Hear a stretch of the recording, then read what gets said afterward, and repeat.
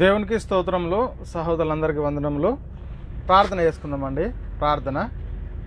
మమ్మల్ని మిక్కిలిగా ప్రేమించిన మా ప్రియ పరలోకపు తండ్రి, మీ ఘనమైన ఉన్నతమైన మహోన్నతమైన నామానికి కృతజ్ఞతాస్తుతులు స్తోత్రాలు చెల్లిస్తున్నాం. అవును దేవా, ఇప్పటి వరకు మీ కృపాసనలు మమ్మల్ని భద్రపరిచి కాచి కాపాడిన విధానికి మీకే కృతజ్ఞతాస్తుతులు స్తోత్రాలు. తండ్రి, మీరు మాకు అనుగ్రహించిన పరిశుద్ధ గ్రంథంలో నుంచి దేవా కొన్ని వాక్యాలు మేము పరిశీలిస్తుండగా మీ ఆత్మజ్ఞానాన్ని అనుగ్రహించండి. ఆత్మ సంబంధమైన సంగతులతో సరిచూసుకుంటూ కృప చూపించి ప్రతి విషయం ద్వారా మీకే ఘనత మహిమ ప్రభావాలు పొందుకోమని ముందున్న సమయం అంతా మీ చేతులకు అప్పచెప్తూ ఈ ప్రార్థన మీ ప్రియ కుమారుడు మా ప్రభును రక్షకుడైన యేసుక్రీస్తు వారి పరిశుద్ధమైన నామంలో ప్రార్థన అడిగి వేడుకుంటున్నాను. పరలోకమందున మా కన్న తండ్రి, ఆమెన్. ప్రభు నందు ప్రియ పరిశుద్ధ దేవుని కుమారులారా, దేవుని కుమార్తెలారా, మీ అందరికీ మన ప్రభును రక్షకుడైన యేసుక్రీస్తు వారి పరిశుద్ధమైన నామంలో వందనములు, శుభములు. అదేవిధంగా మన తండ్రి అయిన దేవునికి కృతజ్ఞతాస్తుతులు, స్తోత్రములు. సహోదరులారా, ఎలా ఉన్నారు? మరి అందరూ ఆనందంగా సంతోషంగా ఉన్నారా? ఎందుకు మనం ఆనందంగా సంతోషంగా ఉండాలంటే ఇప్పుడు ఎక్కడ కూడి ఉన్నామండి? మన అందరి ఆత్మలకు కన్న తండ్రి అయిన దేవుని సన్నిధిలో మనం కూడి ఉన్నాం కాబట్టి ఇప్పుడు మనము ఆనందంగా సంతోషంగా గడపాల్సినటువంటి సమయం. అదేవిధంగా ఫేస్బుక్ లైవ్ ద్వారా, యూట్యూబ్ ఛానల్ ద్వారా కానీ వీక్షిస్తున్న ఆత్మీయ సహోదరులందరికీ మళ్ళొకసారి యేసుక్రీస్తు నామములో హృదయపూర్వక వందనములు. తండ్రి అయిన దేవునికి కృతజ్ఞతాస్తుతులు, స్తోత్రములు. సహోదరులారా, మనము ప్రతి శుక్రవారము డిప్లొమా థియాలజీ క్లాసులు నేర్చుకుంటున్నాము. అయితే ప్రియులారా, గత వారంలో మనం 21వ తరగతిగా నేర్చుకున్నాము. ఈరోజు మరి 22వ క్లాస్గా మనం నేర్చుకోవడానికి ప్రయత్నం చేద్దాం. అయితే ప్రియులారా, మరి 22వ క్లాసు ఏంటని మనం పరిశీలన చేసుకుంటే, దేవుడు మన పక్షంలో ఉండగా మనకు విరోధి ఎవడు అనేటటువంటి ఒక అంశాన్ని గురించి ఈరోజు నేర్చుకొని మరి దేవుని నామాన్ని మహిమపరుస్తాం. అయితే ప్రియులారా, ఇక్కడ మనం పరిశీలన చేస్తే అపోస్తలుడైన పౌలు గారు రోమిలకు రాసిన పత్రిక 8వ అధ్యాయం 31వ వచనంలో మనం పరిశీలన చేస్తే ఇక్కడ ఇట్లుండగా ఏమందము, దేవుడు మన పక్షంలో ఉండగా మనకు విరోధి ఎవడు అంటే ప్రియులారా, ఇక్కడ మనం పరిశీలన చేస్తే అపోస్తలుడైన పౌలు గారు రోమా సంఘంతో చెప్తున్నటువంటి మాట ఎంత గంభీరమైనటువంటి మాట అని ఒకసారి మనల్ని మనమే పరిశీలన చేసుకోవాలి. ఎందుకంటే ఏమంటున్నాడు, దేవుడు మన పక్షమున ఉండగా మనకు విరోధి ఎవడు అని చెప్తున్నటువంటి పరిస్థితిని మనం ఇక్కడ చూస్తూ ఉన్నాం. అయితే ప్రియులారా, పౌలు గారి యొక్క విశ్వాసం గురించి మనం పరిశీలన చేస్తే పౌలు గారి యొక్క విశ్వాసం, దేవుడు మన పక్షంలో ఉంటే మనకు విరోధి ఎవడు అని ఎంత ప్రగాఢమైన విశ్వాసం కలిగి ఉన్నాడు, ఎంత నమ్మకం కలిగి ఉన్నాడు, మరి ఎంత నిశ్చయత కలిగి ఉన్నాడు అని మనకు దీన్ని బట్టి చాలా స్పష్టంగా అర్థమవుతూ ఉంది ప్రియులారా. అయితే ఇంకా కొన్ని మాటలు అపోస్తలుడైన పౌలు గారు చెప్తున్నారు. ఎందుకంటే మరి దేవుడు మన పక్షమున ఉండగా మనకు విరోధి ఎవడు అనేటటువంటి అంశాన్ని, ఈ మాటను రోమ సంఘంతో అపోస్తలుడైన పౌలు గారు చెప్పాల్సినటువంటి పని ఏమిటి, ఎందుకు ఈ మాట చెప్పాడు అని ఒకసారి మనకు పరిశీలన చేస్తే ప్రియులారా, మనకు విరోధి ఉన్నాడు, దేవునికి విరోధి ఉన్నాడు, మరి యేసుక్రీస్తుకు విరోధి ఉన్నాడు, మరి పరిశుద్ధాత్మనికి కూడా విరోధి ఉన్నాడు. ఎవడంటే వాడే సాతాను. కానీ రోమ సంఘంతో చెప్తున్నటువంటి ఈ మాట ఏంటి అనేది మనం మొట్టమొదట గ్రహించుకోవాల్సిన అవసరం ఎంతనేది. ఎందుకంటే సాతాను కూడా ఎదిరించేటటువంటి శక్తి మనకు ఎప్పుడు వస్తుంది అంటే దేవుడు మన పక్షమున ఉన్నప్పుడు. ఇది మనం మొట్టమొదట గ్రహించుకోవాలి. అయితే ప్రియులారా, ఇక్కడ మనం పరిశీలన చేసుకుంటే మరి ఇంకా కొన్ని మాటలు చెప్తా ఉన్నాడు. ఎందుకు అనంటే ప్రియులారా, ఎందుకు మాటలు చెప్తున్నాడు అంటే, ఎవరైతే మరి క్రీస్తునందు మరి జీవిస్తూ ఉంటారో వారికి శ్రమలు, ఇరుకులు, ఇబ్బందులు, అపనిందలు, అపజయాలు వీటన్నీ వచ్చేటటువంటి పరిస్థితి ఉంటుంది. వీటన్నిటిలో నుండి మరి దేవుని నుండి ఇవన్నీ మనకు వస్తాయి కదా, ఈ శ్రమలు, ఇరుకులు, ఇబ్బందులు ఇవన్నీ. వీటి నుండి మనల్ని మరి ఎడబాపుతాయా ఇవి అంటే ఎంత మాత్రం ఎడబాప నేరవని పౌలు గారు రోమిలకు రాసిన పత్రిక 8వ అధ్యాయం మనము 35 నుంచి 39 వర్షాలు మనం పరిశీలన చేసుకుని అక్కడ అద్భుతంగా చెప్తున్నాడండి. ఏంటి అంటే ఆ మాటలు అంటే, క్రీస్తు ప్రేమ నుండి మనల్ని ఎడబాపువాడు ఎవడు? శ్రమ అయినను, బాధ అయినను, హింస అయినను, కరువైనను, వస్త్రహీనత అయినను, ఉపద్రవమైనను, ఖడ్గమైనను మనల్ని ఎడబాపున. వీటిలో ఏదైనా ఎడబాపుతుందా మనల్ని దేవుని ప్రేమ నుండి అంటే? ఏది కూడా ఎడబాప నేరదు అంటాడు. ఏంటంటే క్రీస్తు ప్రేమ నుండి మనల్ని ఎడబాప వాడెవడు?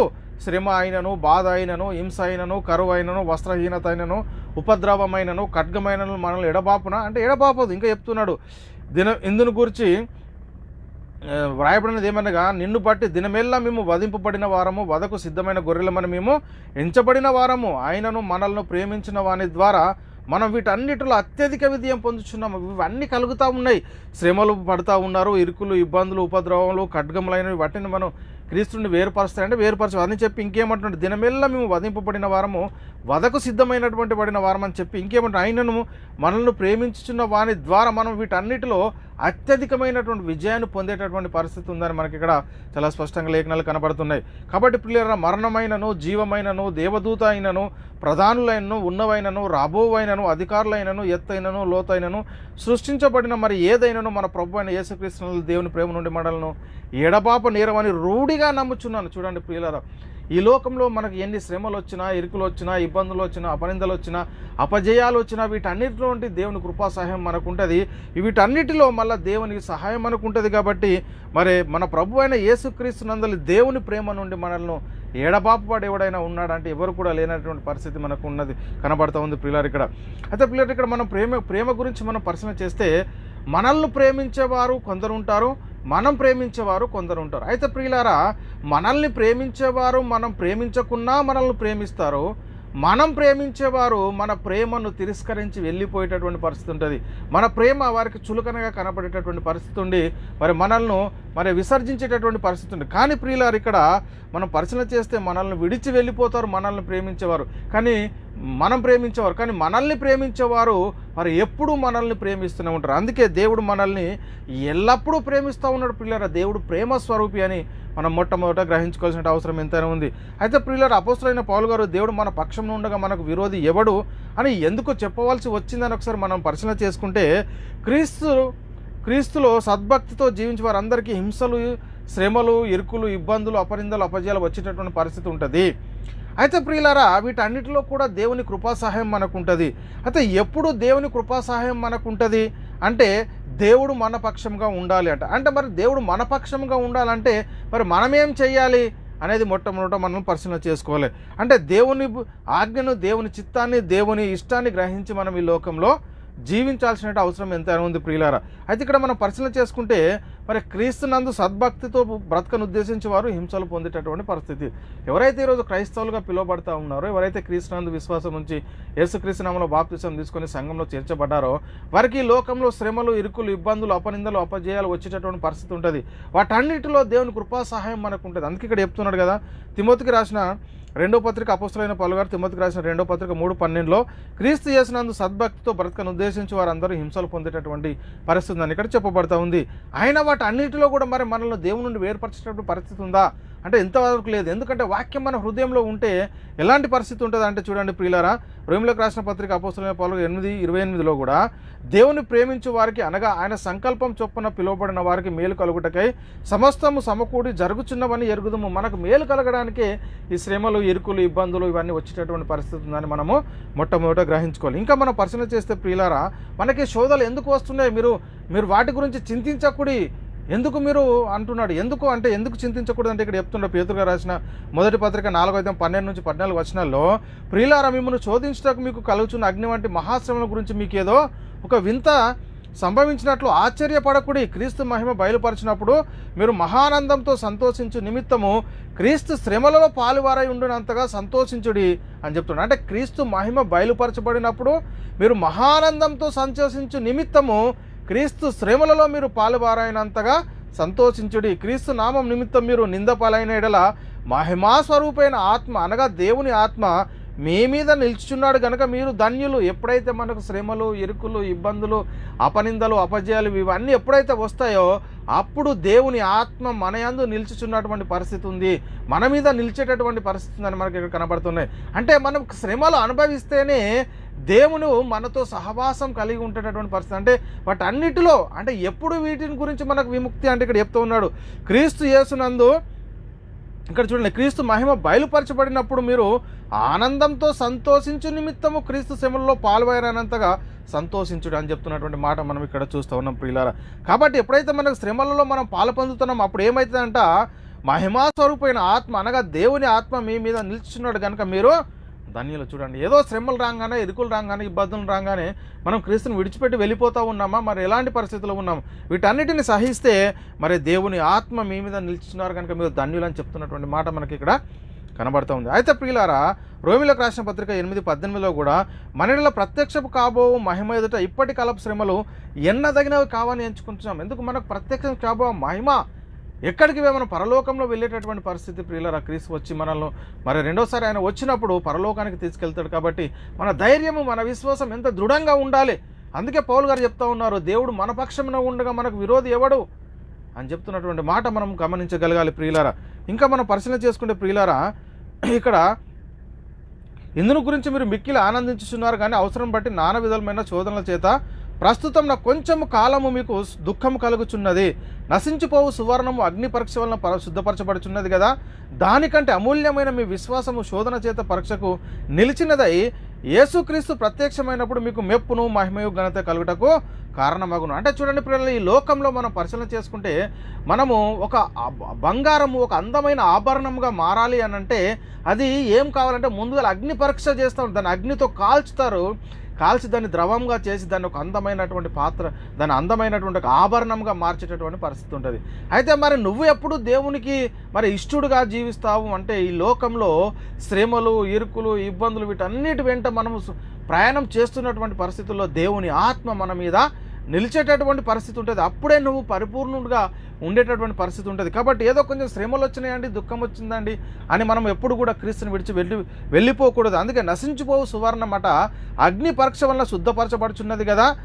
దానికంటే అమూల్యమైన మీ విశ్వాసం ఈ శోధనల చేత పరీక్షకు నిలిచినదే యేసుక్రీస్తు ప్రత్యక్షమైనప్పుడట మీకు మెప్పును మహిమయు ఘనతకు కారణమగును. ఆ మహిమ ఏంటి అనేది మనము క్రీస్తు వచ్చినప్పుడు మనం పొందబోయే మహిమ ఏమిటి అనేది మనం మొట్టమొదట గ్రహించుకోవాలి ప్రియులారా. ఇంకా మనం పరిశీలన చేసుకుంటే, సహోదరులారా మీ విశ్వాసం కలుగు పరీక్ష ఓర్పును పుట్టించునని ఎరిగి మీరు నానా విధమైన శోధనలో పడినప్పుడు మహానందం అని ఎంచుకోండి. శోధనలు వస్తున్నాయా, మీరు ఆనందపడండి అని చెప్తున్నాడు. ఎందుకనంటే మీ విశ్వాసం కలుగు పరీక్ష, అది విశ్వాసంకున్నటువంటి పరీక్ష. మనము ఒక వ్యక్తి ఉత్తీర్ణుడు కావాలి అని అంటే, ఒక వ్యక్తి పరీక్షలో పాస్ కావాలి అని అంటే ఏం చేయాలంటే ముందర ఎగ్జామ్ రాయాలి. ఆ ఎగ్జాముకు రాయాలి అని అంటే ఇతడేం చేయాలంటే ఎంతో ప్రయాసపడి రాత్రనక పగలనక చదివి కష్టపడి ఆ ఎగ్జామ్ రాయాలి. మరి మనము పొందబోయే మహిమలో మనము ప్రవేశించాలంటే మనమేం చేయాలట? నా సహోదరులారా మీ విశ్వాసమునకు కలుగు పరీక్ష ఓర్పును పుట్టించునని ఎరిగి మీరు నానా విధములైన శోధనలో పడినప్పుడు మహానందం అని ఎంచుకోవాలి. ఎప్పుడైతే మనకు శోధనలు, ఇరుకులు, ఇబ్బందులు, అపనిందలు, అపజయాలు వస్తూ ఉంటాయో వాటన్నిటిలో మనం దేవుణ్ణి మహిమపరుస్తూ మనం దేవుని వైపు చూస్తూ ఉంటే, దేవుడు మన పక్షంగా ఉంటే వీటన్నిటిని మనము మరి అధిగమించవచ్చు అని ఇక్కడ మనకు లేఖనాలు చాలా స్పష్టంగా మనకు సెలవిస్తున్నాయి ప్రియులారా. ఇంకా మనం పరిశీలన చేసుకుంటే అంతేకాదు శ్రమ ఓర్పు పరీక్ష నిరీక్షణను కలగజేయునని ఎరిగి శ్రమలయందును అతిశయపడుచున్నాము. ఎందుకనగా ఈ నిరీక్షణ మనలను సిగ్గుపరచదు. మనకు అనుగ్రహింపబడిన పరిశుద్ధాత్మ ద్వారా దేవుని ప్రేమ మన హృదయంలో కుమ్మరించబడుచున్నది. చూడండి, వీటన్నిటిలో మనం ప్రవేశిస్తే ఏం జరుగుతుందో దేవుడు మనతో ఉంటాడు. దేవుని ఆత్మ మనపైన కుమ్మరించేటటువంటి పరిస్థితి. చూడండి ప్రియులారా, రోమిలకు రాసిన పత్రిక అపోస్తలుడైన పౌలు గారు రోమిలకు రాసిన పత్రిక 5వ అధ్యాయము 3 నుంచి 5 వచనాలు మనం పరిశీలన చేస్తే, అంతేకాదు శ్రమ ఓర్పు పరీక్షను ఏంటంటే శ్రమ ఏం చేస్తుంటే ఓర్పును పుట్టిస్తుంది, ఓర్పు ఏం చేస్తుంటే పరీక్ష ఏం చేస్తుంటే నిరీక్షణ. ఏ నిరీక్షణ? క్రీస్తు రెండవ రాకడ కోసం మనం నిరీక్షించాలి. నిరీక్షణను కలగజేయునని ఎరిగి శ్రమల యందును అతిశయపడుచున్నాము. మరి అతిశయపడుచున్నామా లేదా? ఎందుకనగా ఈ నిరీక్షణ మనల్ని సిగ్గుపరచదు.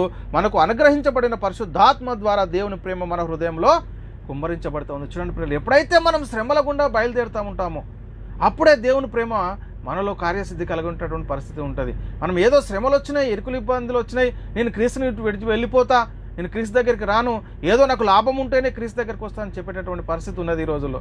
కానీ మనము శ్రమల గుండానే ప్రయాణం చేస్తే మరి దేవుని యొక్క కృపా సహాయం మనకు ఉంటుంది పిల్లలు. ఇంకా మనం పరిశీలన చేస్తే యాకోబు గారు చెప్తా ఉన్నారు, శోధన సహించువాడు ధన్యుడు, అతడు శోధనకు నిలిచినవాడై ప్రభు తను ప్రేమించే వారికి వాగ్దానం చేసిన జీవ కిరీటం పొందును. చూడండి, శోధనలు జయిస్తున్నావా? నువ్వు శోధనలు జయిస్తేనే మరి దేవుడు నీకు జీవ కిరీటం ఇస్తాడు. యాకోబు గారు రాసిన పత్రిక 1వ అధ్యాయం 12వ వచనంలో శోధన సహించేవాడు ధన్యుడు అంటున్నాడు. మరి అతడు శోధనకు నిలిచినవాడై ప్రభు తాను ప్రేమించే వరకు వాగ్దానం చేసినటువంటి జీవ కిరీటం నిత్య జీవాన్ని నీకు అనుగ్రహిస్తాడు. ప్రియ సహోదరుడా, మనం ఈరోజు ఎలా ఉన్నాము? మరి దేవుడు మన పక్షంగా ఉండేలాగా ఉన్నామా లేదా? మరి మన పరిస్థితి ఎలా ఉంది అనేది ఒకసారి మనల్ని మనమే పరిశీలన చేసుకోవాలి ప్రియులారా. ఇంకా మనం పరిశీలన చేసుకుంటే, కాబట్టి ప్రియులారా క్రీస్తునందు ఉంటే మనకు ఇవన్నీ వస్తాయి, కానీ దేవుడు మన పక్షంగా ఉంటాడు. శ్రమలు వచ్చినా, ఇరుకులు వచ్చినా, ఇబ్బంది వచ్చినా వీటన్నిటిలో ఇప్పుడు మనం అపోస్తలుల గురించి మనం పరిశీలన చేస్తే ఎందుకు పౌలు గారు ఈ రోమ సంఘంతో ఈ మాట చెప్పగలిగాడు? దేవుడు మన పక్షంలో ఉండగా మనకు విరోధి ఎవడని. ఎందుకంటే వీళ్ళు ఎన్నో శ్రమలు, ఎన్నో ఇరుకులు, ఇబ్బందులు, కొరడాలతో దెబ్బలు తిన్నారు, రాత్రి పగళ్ళు శ్రమలు పడ్డారు, ఓడల వల్ల శ్రమ పడ్డారు, ఎంతో ఖడ్గములతో మరి రంపంలతో కోయబడ్డారు. చూడండి పిల్లలు, ఎంత బలహీనులుగా ఉన్నటువంటి పరిస్థితుల్లో కూడా వాళ్ళు దేవుణ్ణి విడిచిపెట్టి వెళ్ళారంటే లేదు. ఎందుకంటే ఆ బలహీనమైనటువంటి పరిస్థితుల్లోనే దేవుని కృపా సహాయం వారికి ఉన్నట్టుగా మనకు కనబడతా ఉంది లేఖనాల్లో. కాబట్టి పిల్లల చాలా జాగ్రత్తగా మనం పరిశీలన చేసుకోవాల్సినటువంటి అవసరం ఎంతైనా ఉంది. అందుకే క్రీస్తు ప్రేమ నుండి మనల్ని ఎడబాపు వారు ఎవడూ లేడు అని చెప్తున్నాడు. అందుకే రోమిలోకి రాసిన పత్రిక అపోస్తలుడైన పౌలు గారు 8:35 నుంచి 37 వచనంలో చెప్తున్నాడు, క్రీస్తు ప్రేమ నుండి మనల్ని ఎడబాపు వాడు ఎవడు? శ్రమ అయినను, బాధ అయినను, హింస అయినను, కరువైనను, వస్త్రహీనత అయినను, ఉపద్రవమైనను, ఖడ్గమైనను మనల్ని ఎడబాపునా? ఏది కూడా ఎడబాపదు. ఎందును గురించి వ్రాయబడినమేనుగా నిన్ను బట్టి దినమెల్లా మేము వధింపబడిన వారము. అపోస్తలుల గురించి మనం పరిశీలన చేస్తే వాళ్ళు ఎన్నో క్రీస్తుని గురించి మీరు ఎక్కడ కూడా ప్రకటింపకూడదని చెప్పిన కానీ వారు ప్రకటిస్తూ ఉన్నారు. క్రీస్తు పునరుత్థానాన్ని గురించి ప్రకటిస్తే వారిని పట్టుకెళ్ళి జైళ్ళల్లో వేస్తూ ఉన్నారు, మరి కొరడాలతో కొడుతూ ఉన్నారు, ఎంతో హింసిస్తున్నా కానీ వాళ్ళు ఎక్కడ కూడా వెనుకకు తగ్గలేదు ప్రియులారా. అందుకే ఇక్కడ ఏమంటున్నాడు, ఇందుని గురించి మేము వ్రాయబడినది ఏమనగా నిన్ను బట్టి దినమెల్లా మేము వధింపబడిన వారము, వధకు సిద్ధమైన గొర్రెల మనం మేము ఎంచబడిన వారము, ఆయనను మనల్ని ప్రేమించిన వాని ద్వారా మనం వీటన్నిటిలో అత్యధిక విజయం పొందుచున్నాం. ఇవన్నీ జరుగుతూ ఉన్నా కానీ మనకేం జరుగుతూ ఉందంటే మనల్ని ప్రేమిస్తూ ఉన్నాడు మన తండ్రి, మనతోనే ఉంటున్నాడు. కాబట్టి వీటన్నిటిలో మనం అత్యధికమైనటువంటి విజయాన్ని పొందేటటువంటి పరిస్థితి మనకి ఇక్కడ కనబడతా ఉంది ప్రియులారా. కాబట్టి ఇవన్నీ దేవుడు మనకు మన ఆత్మకు ఉన్నటువంటి పరిస్థితి, మన ఆత్మను ఎప్పుడు మరి ఆయన రక్షిస్తూనే ఉంటాడు, మనతో సహవాసం చేస్తూనే ఉంటాడు ప్రియులారా. మన ఆత్మను నిత్య జీవానికి మనము మరి సిద్ధపరచుకునేటటువంటి పరిస్థితి ఉండాలి. వీటన్నిటి వచ్చినాయి కాబట్టి మనము మరి శోధన రాగానే క్రీస్తుని విధులు వెళ్ళిపోతూ ఉన్నావా? మరి ఈ లోక సంబంధమైన వాటి కోసమే ప్రయాసపడతా ఉన్నామా? మరి ఈ లోక సంబంధమైన వాటిని ఇస్తేనే మేము క్రీస్తుతో సహవాసం కలిగి ఉంటామని చెప్తున్నటువంటి పరిస్థితి ఉందా? ఎలాంటి పరిస్థితిలో ఉన్నారు ఒకసారి పరిశీలన చేసుకోండి. అందుకే ప్రియులారు ఇక్కడ మనం పరిశీలన చేసుకుంటే ఇక్కడ అపోస్తలుడైన పౌలు గారు తిమోతికి రాసిన 2వ పత్రిక 1వ అధ్యాయం 10 నుంచి 12 వచనాలు, క్రీస్తు యేసును మన రక్షకుని ప్రత్యక్షత వలన బయలుపరచబడిన తన కృపను బట్టి మనల్ని రక్షించి పరిశుద్ధమైన పిలుపుతో ఆయన మనల్ని పిలిచెను. ఆ క్రీస్తు యేసు మరణము నిరార్థకం చేసి జీవం అక్షయతను సువార్త వలన వెలుగులోనికి తీసుకొచ్చాడు పిల్లలు. ఈ సువార్త మన దగ్గర ఉంటే జీవం అక్షయతలో మనం ప్రవేశిస్తూ ఉంటాము, ఆ వాక్యంతో మనం కట్టబడతా ఉంటాము, నిత్యము దేవునితో సంబంధం కలిగి ఉంటాము, దేవుడు మన పక్షముగా ఉంటాడని మనం మొట్టమొదట గ్రహించుకోవాలి. ఇంకా 12వ వచనంలో చెప్తున్నాడు, ఆ హేతు చేత ఈ శ్రమలను అనుభవించున్నాను కానీ నేను నమ్మిన వారిని ఎరుగుదును గనక సిగ్గుపడను. ఇవన్నీ శ్రమలు అనుభవిస్తూ ఉన్నాను, తిమోతికి చెప్తుండే ఇవన్నీ శ్రమలు నేను అనుభవిస్తూ ఉన్నాను, కానీ వీటన్నిటిలో ఏం జరుగుతూ ఉంది అని చెప్తున్నాడు అంటే ఇక్కడ చూడండి, ఈ హేతు చేత ఈ శ్రమలను అనుభవించున్నాను కానీ నేను నమ్మిన వారిని ఎరుగుదును గనక సిగ్గుపడను. నేను ఆయనకు అప్పగించిన దానిని రాబోచున్న దినం వరకు ఆయన కాపాడగలలని రూఢిగా నమ్ముచున్నాను. నేను నమ్మిన వాణిని ఎరుగుదును. చూడండి ప్రియులారా, ఆయన అప్పగించిందని ఆయన రాబో కాలం వరకు కాపాడగలడని రూఢిగా నమ్ముచున్నావా లేదా? నువ్వు రూఢి అని తెలుసుకున్నావా? ఇంకా మరి అటు ఇటే ఉన్నావా? ఎలాంటి పరిస్థితిలో ఉన్నావు ప్రియులారా? ఆలోచన చేయండి. కాబట్టి మనము ఎలాంటి పరిస్థితిలో ఉన్నాము?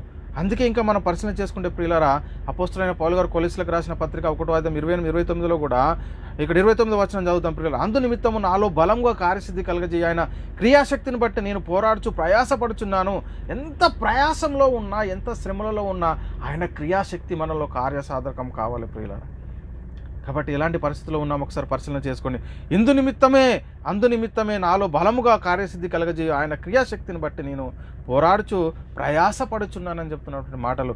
కాబట్టి ప్రియులారా, మనం చాలా జాగ్రత్తగా ఆలోచన చేయాల్సినటువంటి పరిస్థితి ఎంతైనా ఉంది.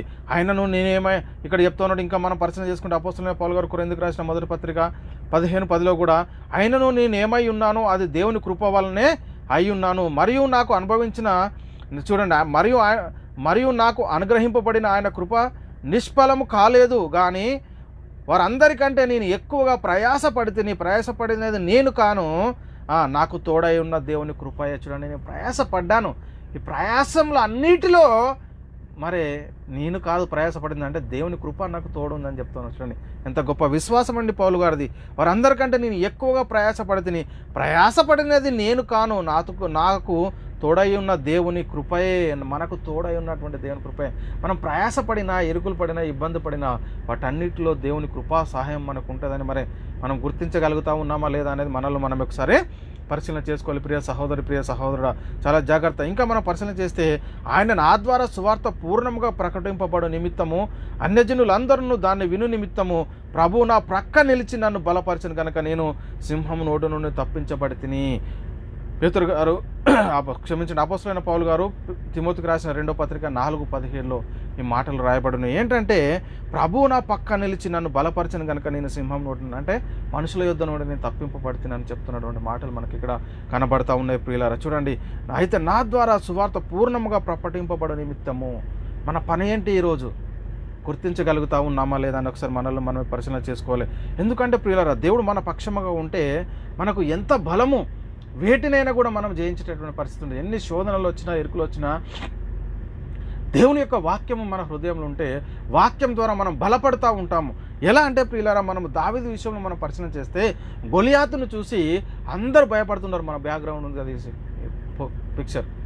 గొలియాతును చూసి అందరూ భయపడుతూ ఉన్నారు. అతని ఎత్తును, అతని ఆ రూపమును చూసి, అతను పట్టుకున్న ఈటెను, డాలును చూసి ఒక్కొక్కరు గజగజగజ వణికిపోతూ ఉన్నటువంటి పరిస్థితుల్లో దావీదు అంటున్నాడు, వాణ్ణి చూసి భయపడతారేంటి, సున్నితి లేని ఫిలిష్తీయుడు ఎంత వాడు, దేవుడు మనకు నిశ్చయంగా మనకు అనుగ్రహిస్తే వాడిని ఈ క్షణమే నేను చంపేస్తానని చెప్తున్నటువంటి మాట కూడా మనం చూస్తున్నాం. చూడండి ఏం చెప్తున్నాడు పిల్లలు ఇక్కడ మనం పరిచయం చేస్తే, సమూయేలు మొదటి గ్రంథము 17వ అధ్యాయము 24 నుంచి 26 వచనంలో మనం పరిశీలన చేస్తే 26వ వచనంలో మనం పరిశీలన చెప్తున్నటువంటి మన దావీదు అంటున్నాడు, దావీదు జీవం గల దేవుని సైన్యములను తిరస్కరించుటకు ఈ సున్నితి లేని ఫిలిష్తీయుడు ఏ పాటి వాడు అంటాడు. ఎంతటి వాడు, ఎవరిని ఎదిరిస్తూ ఉన్నాడు వీడు, ఎవరిని ఎదిరిస్తున్నాడు? దావీదు చెప్తున్నాడు, జీవం గల దేవుని సైన్యము. ఈరోజు మనం ఎవరమండి?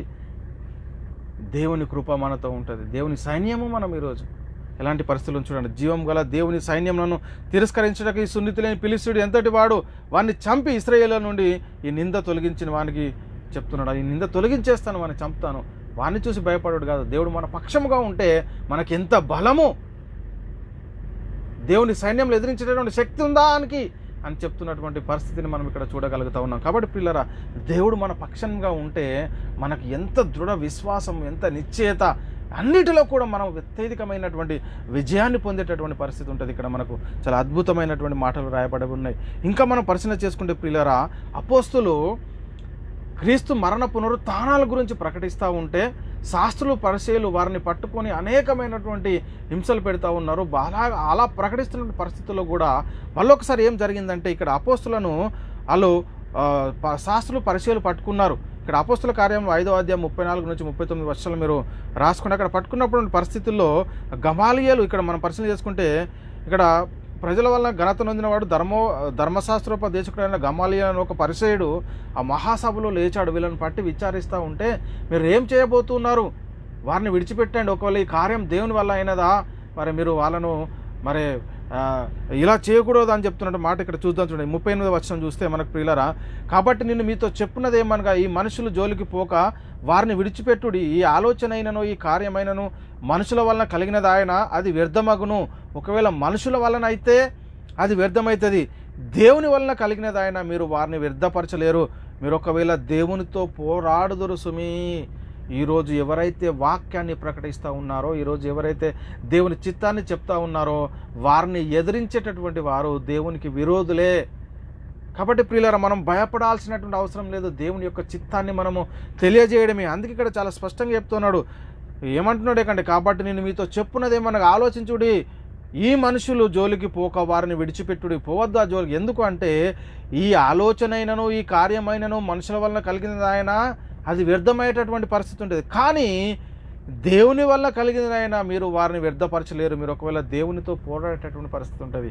ఎందుకంటే దేవుడు వాళ్ళ పక్షముగా ఉండి ఈ పని జరిగిస్తూ ఉన్నాడని చెప్తున్నటువంటి మాటలు, ధర్మోపదేశకుడైనటువంటి గమాలియేలు చెప్తున్నటువంటి మాటలు, ఈ మాటలు శాస్త్ర పరిచయులు క్రీస్తు పునరుత్థానం గురించి ప్రకటించొద్దు అని చెప్తున్నటువంటి పరిస్థితుల్లో కూడా వాళ్ళు చాలా ప్రయాసతో ప్రకటిస్తున్నటువంటి పరిస్థితిని మనం చూస్తూ ఉన్నాం. కాబట్టి పిల్లల ప్రభు మన ప్రక్కన నిలిచి మనకు సహాయం చేస్తూ ఉంటాడు. అందుకే దేవుడు మన పక్షం నుండిగా మనకు విరోధి ఎవడు అని చెప్తున్నటువంటి ఒక గంభీరమైనటువంటి మాట పౌలు గారు రోమా సంఘంతో చెప్తున్నాడు. ఎందుకు ఇలా చెప్పగలిగాడు అనేది ఒకసారి మనల్ని మనమే పరిశీలన చేసుకోవాలి ప్రియులారు. అందుకే ప్రియులారు, ఇక్కడ మనం పరిశీలన చేసుకుంటే దేవుడు మనల్ని ఆయన చిత్తాన్ని గ్రహిస్తే, ఆయనకి ఇష్టంగా జీవిస్తే, ఆయన ఆలోచనకు తగ్గట్టుగా మనం బ్రతికితే దేవుడు మనకు ఎప్పుడు తోడు ఉంటాడు ప్రియులారా. అందుకే ఒక మాట చెప్తాడు కీర్తనకారుడు, ఆయన నీ పాదము త్రొట్టిల్లనీయడు, నిన్ను కాపాడువాడు కునుకడు. చూడండి ప్రియులారా, మన పాదాన్ని త్రొట్టిల్లనీయడు, ఎంత శ్రమలు వచ్చినా ఇరుకులు వచ్చినా అపోస్తల విషయంలో మనం పరిశీలన చేస్తే ఎక్కడున్నా కానీ వారిని రక్షిస్తూ కాపాడుతూ వచ్చాడు, ప్రకటిస్తూ ఉన్నారు. ఆయన దేవుని కృపా సహాయం వారందరికీ అనుగ్రహించబడింది ప్రియులారా. అందుకే ఇక్కడ కీర్తనల గ్రంథము 121:3-4 వచనంలో ఆయన నీ పాదములు త్రొట్టిల్లనీయడు, నిన్ను కాపాడువాడు కునుకడు, ఇశ్రాయేలును కాపాడువాడు కునుకడు నిద్రపోడు. కాబట్టి ప్రియులారా, దేవుడు మనల్ని కాపాడుతూ ఉంటాడు. ఆయన మనల్ని ఎప్పుడూ మనపైన దృష్టి ఉంచేటటువంటి పరిస్థితి ఎప్పుడు జరుగుతుంది. ఎప్పుడు దేవుని కృపా దృష్టి మనపైన ఉంటుందంటే దేవునికి ఇష్టంగా మనం జీవిస్తే, దేవుని చిత్తాన్ని గ్రహిస్తే, దేవుని పనిని మనం జరిగిస్తే మరి దేవుని కృపా సహాయం మనకు ఉంటుంది. దేవుడు మనల్ని ఎప్పుడు కాపాడుతూ ఉంటాడు ప్రియులారా. కాబట్టి ప్రియులారా, దేవుడు మనల్ని ఎప్పుడు ప్రేమించాలంటే మనము దేవుడి గురించి మనం పరిశీలన చేస్తే దేవుడు మనల్ని ఎప్పుడు ప్రేమించాడంటే మనం లేనప్పుడే మనల్ని ప్రేమించాడు ప్రియులారా. జగత్తు పునాది వేయబడక మునిపే మనల్ని ప్రేమించాడు. కాబట్టి ఇక్కడ మనం పరిశీలన చేసుకుంటే ఇక్కడ యోహాను గారు రాసిన మొదటి పత్రిక 4:19-21 ఆయన మొదట మనల్ని ప్రేమించిన గనక మనం ప్రేమించినాం. దేవుడు ముందే మనల్ని ప్రేమించాడు, మనం లేనప్పుడే మనల్ని కావాలని కోరుకున్నాడు. అందుకే ఎవడైనాను నేను దేవుని ప్రేమించున్నానని చెప్పి తన సహోదరుని ద్వేషించిన అతడు అబద్ధికుడగును, తాను చూచున్న తన సహోదరుని ప్రేమింపని వాడు తాను చూడని దేవుణ్ణి ప్రేమింపలేడు అంటాడు. అంటే సహోదరుని ప్రేమించడం అంటే ఏంటి? నీ ఆస్తంతా తెచ్చి అతనికి ఇవ్వడమా? అది కాదు. సువార్త ప్రకటించడము, ఆత్మను రక్షించడము. సహోదరుని ప్రేమించడం అంటే వాక్యాన్ని ప్రకటించడము, నిత్య నరకంలో నుండి నిత్య జీవంలోనికి ప్రవేశింపనీయడము. అది ఈరోజు సహోదరుని ప్రేమించడం అంటే మీకు ప్రేమ లేదండి అని చెప్తా ఉన్నారు. ఏంటి ప్రేమ అంట? వీళ్ళు అనుకున్నటువంటి ప్రేమ ఏంటంటే డబ్బు ఇవ్వడము. డబ్బు ఇస్తే ప్రేమిస్తున్నట్టు, డబ్బు ఇవ్వకపోతే ప్రేమించనట్టే. అది కాదు ప్రియులారా. దేవుణ్ణి ప్రేమిస్తున్నామని మనం చెప్పుకుంటే సహోదరుని ప్రేమించని ఎడలాడు మరి దేవునికి ఇక్కడ ఏమంటున్నాడు? ఎవడైనా నేను దేవుని ప్రేమించానని చెప్పి తన సహోదరుని ద్వేషించిన లేడు అతడు అబద్ధికుడు. మనం అబద్ధికులము కాదు అంటే మనం ఏం చేయాలి అంటే మనం సువార్తను ప్రకటన చేయాలి. ఇదే దేవుడు మనకిచ్చినటువంటి పని. కాబట్టి ప్రియులారా, ఇంకా మనం పరిశీలించి ఆయన మన నిమిత్తము తన ప్రాణం పెట్టాను కనుక దీనివల్ల ప్రేమ ఎట్టిదని తెలుసుకొని చిన్నాము. మనం కూడా సహోదరుల నిమిత్తము ప్రాణం పెట్ట బద్దులమై ఉన్నాము చెప్తాను ప్రియులారా. ఇక్కడ యోహాను గారు రాసిన మొదటి పత్రిక 3:16 ఈ మాటలు రాయబడి ఉన్నాయి. అయితే దేవుడు మన ఎడల తన ప్రేమను వెల్లడిపరుచున్నాడు. ఎట్లనగా మనం ఇంకను పాపులమై ఉండగా క్రీస్తు మన కొరకు చనిపోయిన దేవుని యొక్క ప్రేమ, క్రీస్తు యొక్క త్యాగము ఎవరి కోసము అనేది మనం మొట్టమొదట గ్రహించుకోవాల్సిన అవసరం ఎంతైనా ఉంది ప్రియుల. రోమిలకు రాసిన పత్రిక అపోస్తలుడైన పౌలు గారు 5:8 అయితే దేవుడు మన ఎడల తన ప్రేమను వెల్లడిపరుచున్నాడు. ఎట్లనగా మనం ఇంకనూ పాపులమై ఉండగానే క్రీస్తు మన కొరకు చనిపోయాడు. దేవుని యొక్క ప్రేమ చూడండి, క్రీస్తు యొక్క త్యాగం చూడండి ప్రియులారా. ఇంకా మనం పరిశీలిస్తే మనం మేలుకొని ఉన్నను, నిద్రపోవచ్చున్నాను, మనతో కూడా జీవించిన నిమిత్తమైన మన కొరకు మృతి పొందాడు. దేవుడు క్రీస్తు ద్వారా మనల్ని ఎంతగా ప్రేమించాడు ఒకసారి పరిశీలన చేయాల్సిన అవసరం ఎంతైనా ఉంది.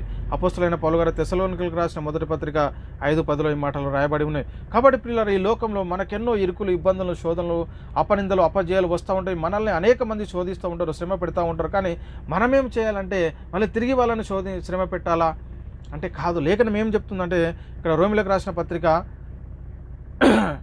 అపోస్తలుడైన పౌలు గారు రోమిలకు రాసిన పత్రిక 12:17-21 మనం పరిశీలన చేస్తే కీడుకు ప్రతి కీడు ఎవరికి చేయవద్దు, మనుషులందరి దృష్టికి యోగ్యమైన వాటిని గురించి ఆలోచన కలిగి ఉండుడి, సౌఖ్యమైతే మీ చేతనైనంత మట్టుకు సమస్త మనుషులతో సమాధానముగా ఉండుడి. ప్రియులారా, మీకు మీరే పగ తీర్చుకొనక దేవుని ఉగ్రతకు చోటీయుడి, పగ తీర్చుట నా పని, నేనే ప్రతిఫలం నిత్తును అని ప్రభు చెప్పుచున్నాడని వ్రాయబడి ఉన్నది. మనల్ని దూషించేవారు, శ్రమ పెట్టువారు, వారిని మనము దూషించకూడదు, బదులు శ్రమ మనం ఏమనకూడదు. మనం ఎవరికి చెప్పాలట? దేవునికి అప్పగించాలి. అందుకే ఇక్కడ ఏం చెప్తూ ఉన్నాడంటే ప్రియులారా, ఇక్కడ చెప్తున్నా ప్రియులారా, మీకు మీరే పగ తీర్చుకొనక దేవుని ఉగ్రతకు చోటీయుడి, పగ తీర్చుట నా పని, నేనే ప్రతిఫలం ఇస్తున్నానని ప్రభు చెప్తున్నాడని వ్రాయబడి ఉన్నది. దేవుడే ప్రతిఫలం ఇస్తాడు, మనం కాదు. కాబట్టి పిల్లలు ఇంకా మనం పరిశీలన చేసుకుంటే కాబట్టి నీ శ్రమ ఇక్కడ చెప్తున్నాడు. కాబట్టి నీ శత్రువు ఆకలి కొని ఉంటే అతనికి భోజనం పెట్టుము, దప్పుకొని ఉంటే దాహమేము, అలాగూ చేయటం వలన అతని తల మీద నిప్పులు కుప్పగా పోయేదవు. కీడు వలన జయింపక ఏమంటున్నాడు ఇక్కడ? కీడుకు ప్రతి కీడు చేయద్దంటున్నాడు. కీడు వల్ల జయింపక మేలు చేత కీడును జయింపు. అంటే మనల్ని ఎవడైనా కీడు చేస్తే మనము మేలు చేసి జయించేటటువంటి పరిస్థితి, అప్పుడు ఆయన నెత్తి మీద నిప్పులు కుప్పగా పోసేటటువంటి పరిస్థితి, దేవుని ఉగ్రతకు మనం చూటిచ్చేటటువంటి పరిస్థితి ఉంటుంది. కాబట్టి పిల్లరా, మనల్ని ఎవరో నిందిస్తున్నారు, బాధిస్తున్నారని మనం కూడా తిరిగి వారి మీద మరి ఏమీ మాట్లాడకూడదు, దేవునికి అప్పచెప్పుకోవాలని ఇక్కడ లేఖనాలు మనకు చాలా స్పష్టంగా కనబడతా ఉన్నాయి. కాబట్టి ప్రియులారా, యేసుక్రీస్తు వారిని సిలువలో దూషిస్తూ ఉంటే, శ్రమ పడతా ఉంటే యేసుక్రీస్తు ఏం చేశాడంటే దేవుని యొక్క ప్రేమని లోకంలో కనపరిచాడు. ఆయన హింసిస్తున్నా, కొరడాల కొడుతూ ఉన్నా, ముఖం మీద ఉమ్మి వేస్తూ ఉన్నా, ముళ్ళ కిరీటం పెడతా ఉన్నా అతడు ఏం చేశాడు ప్రియులారా? సిల్వకి ఎక్కించిన కానీ ఏమంటున్నాడు యేసుక్రీస్తు వారు? లూకా సువార్త 23:34 యేసు తండ్రి వీరు ఏమి చేయుచున్నారో వీరు ఎరుగరు కనుక వీరిని క్షమించుమని చెప్పాను. దేవుణ్ణి క్షమించమని అడుగుతా ఉన్నాడు. మీరు ఏం చేయుచున్నారో మీరు ఎరగరు, తెలియదు, నీ గురించి తెలియదు, నీ ప్రేమ గురించి తెలియదు అని చెప్తున్నటువంటి పరిస్థితిని మనం ఇక్కడ చూస్తూ ఉన్నాం. అదేవిధంగా ప్రియులరా, మనము స్టెఫెన్ గారి విషయంలో కూడా మనం పరిశీలన చేస్తే స్టెఫెన్ గారు మరి ఇక్కడ చెప్తా ఉన్నాడు, శాస్త్ర పరిశ్రమలకు చెప్తున్నటువంటి మాట, దేవుడు మనల్ని ఎలా పిలిచాడు, మన తండ్రులు ఎక్కడి నుంచి వచ్చారు, మరి దేవుడు ఐగుప్తులో నుండి మనల్ని ఎలా బయటకు రప్పించినటువంటి పరిస్థితుల్లో అక్కడి నుంచి జరిగినటువంటి విషయం ఏంటి అని వాళ్ళందరికీ చెప్తా ఉంటే వాళ్ళందరూ స్టెఫెన్ గారిని ఏం చేశారు చూడండి ప్రియులారు. ఇక్కడ అపోస్తుల కార్యంలో 7వ అధ్యాయం 58 నుంచి 60 వచనాలు మనం పరిశీలిస్తే, అపోస్తుల కార్యంలో 7:58 నుంచి 60 వచనాలు స్టెఫెన్ గారు ప్రసంగం.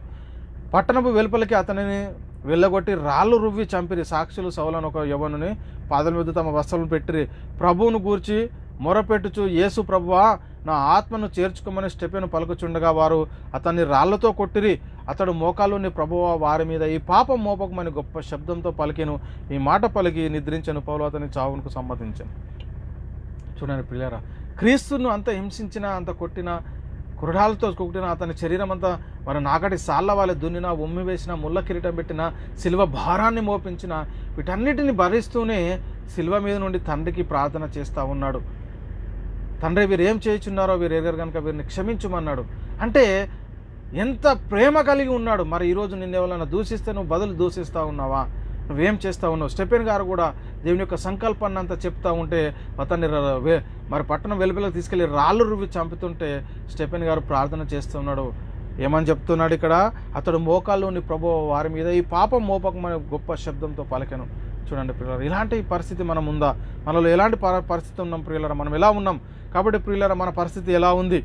ఇందుకు మీరు పిలువబడుతుంది. క్రీస్తు కూడా మీ కొరకు బాధపడి మీరు తన అడుగుజాడీలందు నడుచుకునే వారిని మీకు మాదిరి ఉంచిపోయాడు. మనకు మాదిరి ఉంచాడు ప్రియులారా. ఆ మాదిరి జీవితాన్ని మనం జీవిస్తున్నామా? పేతురు గారు రాసిన మొదటి పత్రిక 2వ అధ్యాయం 21 నుంచి 23 వచనాలు మనం పరిశీలన చేస్తే, ఆయన పాపం చేయలేదు, ఆయన నోట ఏ కపటము కనబడలేదు, ఆయన దూషింపబడి బదులు దూషింపలేదు, ఆయన శ్రమ పెట్టబడి బెదిరింపక న్యాయంగా తీర్పు తీర్చి దేవునికి తను తాను అప్పగించుకున్నాడు. చూడండి, ఆయన దూషింపబడి బదులు దూషింపలేదు. మరి ఈరోజు ఎవరన్నా దూషిస్తే నువ్వు ఏం చేస్తూ ఉన్నావు? ఎలాంటి పరిస్థితులు ఉన్నావు? డిబేట్లు పెడతా ఉన్నారు, అది ఇది అంటున్నారు. ఎలాంటి పరిస్థితులు ఉన్నారో ఒకసారి పరిశీలన చేసుకోండి. ఆయన దూషింపబడి బదులు దూషింపలేదండి. ఆయన శ్రమ పెట్టబడి బెదిరింపక న్యాయంగా తీర్పు తీర్చు దేవునికి తను తాను అప్పగించుకోండి. మనం కూడా దేవునికి అప్పచెప్పాలి. ఎవరేమన్నా ఈ లోకంలో మనల్ని దూషించిన మనం దేవునికి అప్పచెప్పాల్సిన పరిస్థితి ఎంతైనా ఉంది ప్రియులారా. ఇంకా మనం పరిశీలన చేసి యోహాను గారు రాసిన మొదటి పత్రిక 2:6లో కూడా ఆయన యందు నిలిచిన వాడనని చెప్పుకున్నవాడు ఆయనను ఎలాగో నడుచుకున్న వాళ్ళను అలాగే మనమును నడుచుకున్న బద్దులమై ఉన్నాము. చూడండి, ఆయన యందు నిలిచి ఉన్నాను వాడు అని చెప్పుకున్నవాడు ఆయన ఎలాగో నడుచుకునేనో అలాగే మనము నడుచుకోలే. నేను ఆయన యందు నిలిచి ఉన్నానండి, నీ క్రీస్తుని వెంబడిస్తున్నానండి చెప్తే నువ్వు కూడా ఆయన ఎలా నడుచుకున్నాడో అలాగా నడుచుకోవాలని చెప్తున్నటువంటి మాట ఇక్కడ. ఎలాగో నడుచుకునేనో అలాగే మనము నడుచుకునేనో బద్దులమై ఉన్నాడు. మనం ఆయన యందు ఉన్నామని దీని వల్ల తెలుసుకొనిచున్నాము. మరి క్రీస్తు ఎలా నడుచుకున్నాడో మనం అలా నడుచుకోవాలి అని చెప్తున్నటువంటి మాటలు ఇక్కడ మనకు కనబడతా ఉన్నాయి. ఇక్కడ ఇంకా మనం పరిశీలన చేస్తే ప్రియులారా, ఏ మానవుడు దేవుడు ఎప్పుడు చూసి ఉండలేదు. మన మొక్కను కూడా ప్రేమించినట్లా దేవుడు మన యందు నిలిచి ఉన్నాడు. ఆయన ప్రేమ మన యందు సంపూర్ణ మగును. దీనివల్ల మనం ఆయన యందు నిలిచి ఉన్నామని, ఆయన మన యందు ఉన్నాడని తెలుసుకొనిచున్నాము. చూడండి పిల్లరా, మనం ప్రేమించాలి, వాక్యాన్ని చెప్పాలి, దేవుని మాటలు అందరికీ ప్రకటింపజేయాలి. ఈ మాటలు యోహాను గారు రాసిన మొదటి పత్రిక 4:12-13లో రాయబడి ఉన్నాయి ప్రియులారా. కాబట్టి ప్రియులారా, ఈరోజు మన పని ఏమిటి? ఈరోజు మన పని ఏంటని ఒకసారి మనం పరిశీలన చేస్తే, సువార్తను గురించి నేను సిగ్గుపడవాడని కాను, ఏలియనగా నమ్ము ప్రతివానికి మొదట యూదునికి గ్రీకు దేశస్తుని కూడా రక్షణ కలిగజేయటకు అది దేవుని శక్తి ఎందులో ఉంది అంటే సువార్తలో ఉంది. మరి ఈరోజు సువార్త ప్రకటన చేస్తూ ఉన్నావా లేదా? సహోదరుని ప్రేమిస్తూ ఉన్నావా లేదా? రోమీయులకు రాసిన పత్రిక 1:16లో ఈ మాటలు రాయబడి ఉన్నాయి ప్రియులారా. ఇంకా సిలువను గురించిన వార్త నశించున్న వారికి వెర్రితనం కానీ రక్షించబడుచున్న మనకు దేవుని శక్తి, ఈరోజు దేవుని శక్తి ఎందులో ఉందంటే సువార్తలో ఉంది. అపోస్తలుడైన పౌలు గారు కొరింథీయులకు రాసిన మొదటి పత్రిక 1:18. ఇంకా మనం పరిశీలన చేస్తే ప్రియులారా, మరియు సహోదరులారా, నేను మీకు ప్రకటించిన సువార్త మీకు తెలియజేయుచున్నాను, మీరు దానిని అంగీకరించి దాని యందు నిలిచి ఉన్నారు. మీ విశ్వాసం వ్యర్థమైతేనే కానీ నేను ఏ ఉపదేశ రూపకంగా సువార్త మీకు ప్రకటించుతున్న ఆ ఉపదేశం మీరు గట్టిగా పట్టుకొని ఎడల ఆ సువార్త వలన మీరు రక్షణ పొందువారైందురు. కొరింథీయులకు రాసిన మొదటి పత్రిక 15:1-2 వచనాల్లో ఈ మాటలు రాయబడి ఉన్నాయి ప్రియులారా. కాబట్టి నేను మీకు ప్రకటించిన సువార్తను మీకు తెలియజేయుచున్నాను, మీరు దాన్ని అంగీకరించి దాని యందు నిలిచి ఉన్నారు. మీ విశ్వాసం వ్యర్థమైతేనే కానీ మరి నేను ఏ ఉపదేశ రూపంగా సువార్త మీకు ప్రకటిస్తున్నో ఆ ఉపదేశం మీరు ఏం చేయాలంటే గట్టిగా పట్టుకోవాలి. గట్టిగా పట్టుకునే ఎడల ఆ సువార్త వల్లనే మనం రక్షణ పొందాలి. ఆ సువార్త మన పని ఏంటంటే సువార్తను ప్రకటించడము. ప్రియులారా చాలా జాగ్రత్త. యాకోబు రాసిన పత్రిక 1:21లో అందుచేత సమస్త కల్మషమును విర్రవీగుచున్న దుష్టత్వను మాని లోపల నాటబడి మీ ఆత్మను రక్షించే శక్తి గల వాక్యంను సాత్వికంతో అంగీకరించాలి. మన ఆత్మను రక్షించేటువంటి శక్తి గల వాక్యం ఏది? ఈరోజు అనేకమైన బోధలు జరుగుతూ ఉన్నాయి, కానీ అందులో నీ ఆత్మను రక్షించే శక్తి గల వాక్యం ఏదో దాన్ని మనం తెలుసుకొని ప్రకటించాల్సిన అవసరం ఎంతైనా ఉంది. ప్రియులారా చాలా జాగ్రత్త. క్రీస్తు యేసును మన రక్షకుని ప్రత్యక్ష వలన బయలుపరచబడినదైనా తన కృపను బట్టి మనల్ని రక్షించి పరిశుద్ధమైన పిలుపుతో ఆయన మనల్ని పిలిచెను. ఆ క్రీస్తు యేసు మరణంను నిరార్థకం చేశాడు, జీవంను అక్షయతను సువార్త వలన వెలుగులోనికి తెచ్చాడు. తిమోతికి రాసిన 2వ పత్రిక అపోస్తలుడైన పౌలు గారు 1:10 ఈ మాటలు రాయబడి, అంటే క్రీస్తు యేసు ఏం చేయాలంటే మరణంను నిరార్థకం చేశాడు, జీవం అక్షయత. ఈరోజు జీవం అక్షయత ఎందులో ఉందంటే సువార్తలో ఉంది. మరి ఆ సువార్తను ప్రకటిస్తూ ఉన్నావా లేదా? ఎలాంటి పరిస్థితుల్లో ఉన్నావు? క్రీస్తు యేసు ముఖ్యమైన మూలరాయి ఉండగా అపోస్తుల ప్రవక్తలు వేసిన పునాది పరిశుద్ధులకు ఒకేసారి అప్పగింపబడిన బోధ ఆత్మ యొక్క నియమాన్ని మరి నువ్వు ప్రకటిస్తున్నావా లేదా అనేది మొట్టమొదట నిన్ను నువ్వే పరిశీలన చేసుకో. ముందుగా నువ్వు ప్రకటించాలంటే తీసుకున్నటువంటి బాప్తిజం సరైనది ఉండాలి. యేసుక్రీస్తు నామంలో బాప్తిజం తీసుకొని సంఘంలో చేర్చబడాలి. ప్రియులారా చాలా జాగ్రత్త. ఇంకా మనం పరిశీలన చేస్తే యోహాను గారు రాసిన మొదటి పత్రిక 3:14లో మనము సహోదరులను ప్రేమించున్నాం కనుక మరణంలో ఉండే జీవంలోనికి దాటి ఉన్నామని ఎరుగుదము, ప్రేమ లేనివాడు మరణమందు నిలిచి ఉన్నాడు. అంటే ప్రియులారా ఇక్కడ మనం పరిశీలన చేస్తే మనము అంటే సహోదరులను ప్రేమించడం అంటే ఏంటంటే వాక్యాన్ని ప్రకటిస్తూ ఉన్నామా? వాక్యాన్ని ప్రకటిస్తే నువ్వు మరణంలో ఉండే జీవంలోనికి దాటినట్టు. ఒకవేళ వాక్యాన్ని ప్రకటించట్లేవా, నువ్వు ఎక్కడున్నావాట మరణమందు నిలిచి ఉన్నామని లేఖనాలు చదివిస్తున్నటువంటి పరిస్థితి మనకు కనబడుతూ ఉంది. కాబట్టి ప్రియులారా మనం ఎలాంటి పరిస్థితిలో ఉన్నాము? మరి ప్రేమ చూపుచున్నామా? సత్కార్యాలు చేస్తూ ఉన్నామా? దేవుడు మన పక్షంగా ఉండగా మనకు విరోధి ఎవడని చెప్పాలి అంటే ముందు మనం దేవుని పని చేయాలి. మరి దేవుని వాక్యాన్ని మనం ప్రకటించాలి, దేవునికి ఇష్టంగా జీవించాలి, దేవుని యొక్క చిత్తాన్ని గ్రహించాలి. దేవుణ్ణి ఏదైతే దేవుడు కావాలని కోరుకుంటున్నాడో మన నుంచి ఆ పని మనం జరిగించాల్సినటువంటి అవసరం ఎంతైనా ఉంది ప్రియులారా. అందుకే ఇక్కడ పౌలు గారు ఏం చెప్తున్నాడు? క్రీస్తు ప్రేమ నుండి మనల్ని ఎడబాపువాడు ఎవడు? రోమిలకు రాసిన పత్రిక 8:35-39 క్రీస్తు ప్రేమ నుండి మనల్ని ఎడబాపు వాడెవడు? శ్రమ అయినను, బాధ అయినను, హింస అయినను, కరువైనను, వస్త్రహీనత అయినను, ఉపద్రవమైనను, ఖడ్గమైనను మనల్ని ఎడబాపున ఎందును గురించి రాయబడిన ఏమనగా నిన్ను బట్టి దినమెల్లా మేము వధింపబడిన వారము, వధకు సిద్ధమైన గొర్రెల మనం ఎంచబడిన వారము ఆయనను మనల్ని ప్రేమించిన వాని ద్వారా మనము వీటన్నిటిలో అత్యధిక విజయం పొందుచున్నాము. మరణమైనను, జీవమైనను, దేవదూత అయినను, ప్రధానులైనను, ఉన్నవైనను, రాబోవైనను, అధికారులైనను, ఎత్తైనను, లోతైన సృష్టించబడిన మరి ఏదైనను మన ప్రభు అయిన యేసుక్రీస్తు నందలి దేవుని ప్రేమ నుండి మనల్ని ఎడబాపనేరమని రూఢిగా నమ్ముకుచున్నాము. ప్రియులారా దేవుని యొక్క ప్రేమ నుండి మనల్ని ఏది కూడా ఎడబాపదు. మన ఆత్మను ఎప్పుడు కూడా మరి దేవునితో మరి నివసించాల్సినటువంటి పరిస్థితి ఉంది. కాబట్టి మనం దేవుని యొక్క చిత్తాన్ని గ్రహించాలి, దేవుని యొక్క ఇష్టాన్ని గ్రహించాలి, దేవుని యొక్క మరి చిత్తానికి అనుకూలంగా మనం జీవించాల్సినటువంటి అవసరం ఎంతైనా ఉంది ప్రియులారా. కాబట్టి ప్రియులారా దేవుడు మన శ్రమల్లోనూ, ఇరుకుల్లోనూ, ఇబ్బందుల్లోనూ, మరి అపనిందనలోనూ దేవుని కృపాసాయం మనకు ఎల్లప్పుడూ ఉంటుంది.